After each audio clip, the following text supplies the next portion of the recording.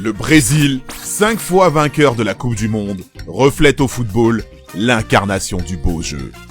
Un football insouciant, composé de gris-gris qui en ont fait sa marque de fabrique. De Pelé à Ronaldinho, en passant par Romario, Ronaldo ou encore Rivaldo, le rectangle vert a longtemps été pour ces artistes un lieu de spectacle.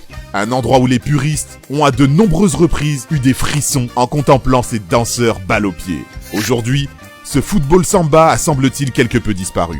Il faut dire bien aidé par l'évolution inévitable du football moderne. Heureusement pour nous, un homme maintient encore en vie ce romantisme. Son nom, Neymar da Silva Santos Junior. De Sao Paulo aux plus grandes pelouses d'Europe, pourquoi le numéro 10 de la Seleção est-il le dernier représentant de ce que l'on appelle plus communément le Joga Bonito? Amateur de beaux gestes, accroche-toi bien, car tu vas en prendre plein la vue. Mais avant tout, n'oublie pas de t'abonner à Megafoot, le meilleur du foot en vidéo. S'il est apparu dans l'imaginaire collectif dans les années 2000, le Joga Bonito, littéralement « jouer bien », est popularisé dans les années 70 par Pelé. À cette époque, le Brésil triomphe en finale du mondial mexicain et pratique le plus beau football jamais observé auparavant. Des souvenirs qui ont été ravivés par la machine à rêve brésilienne de 2002 et son nombreux lot de funambules. Rateau, petit pont, virgule, passe à l'aveugle, feinte de corps. Leurs mouvements fantastiques et chaloupés sont alors marketés par Nike qui capitalise sa stratégie marketing sur l'image détonnante de la Seleção. Ces publicités entrent dans la légende et démocratisent à elles seules le Joga Bonito. Désormais, la cool attitude et le concept de joueur de plage sont sur toutes les lèvres. Mieux encore, ils inspirent la relève. Pourtant, il aura fallu un long moment au Brésil pour retrouver des héritiers dignes de ces glorieuses idoles et qui lui conféraient une aura quasi inébranlable.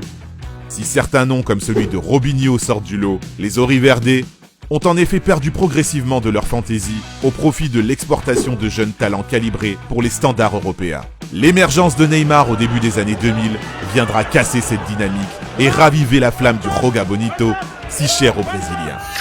Car oui, Neymar a beau être devenu le joueur le plus cher de l'histoire, il n'en perd pas moins sa propension à jouer sur les pelouses, comme il le faisait plus jeune sur les terrains de foot en salle de Sao Paulo, en dribblant ses adversaires et à infliger un petit pont à la moindre occasion. Comme Pelé, le joyau poli à Santos est fait très vite admirer sa technique soyeuse.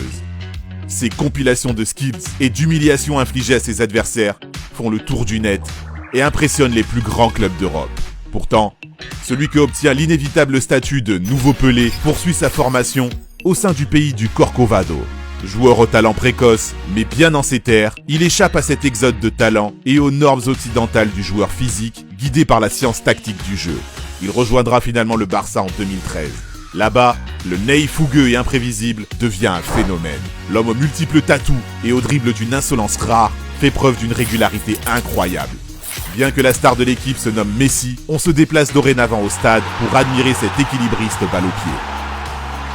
Et si les défenses de Ligue 1 sont réputées plus rugueuses que celles de Liga, Neymar n'en a que faire. C'est simple, il est tout simplement à l'heure actuelle le meilleur dribbleur de la planète foot. Un joueur spectaculaire et une façon de danser sur le pré inégalable. Et ce ne sont pas les statistiques qui vont dire le contraire. Comme depuis plusieurs saisons maintenant, Neymar truste les premières places du classement des joueurs ayant obtenu la meilleure moyenne de dribble par match des 5 grands championnats européens. En 2020, il est d'ailleurs celui qui a réussi en moyenne le plus de sucreries par rencontre.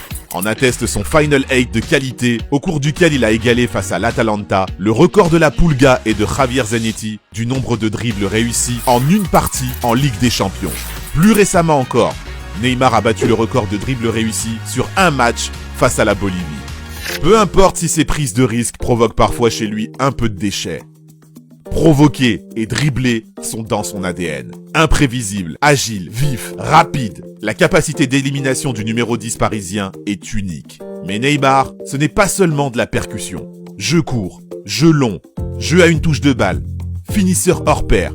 Ce dernier est davantage qu'un dribbleur. C'est un joueur complet.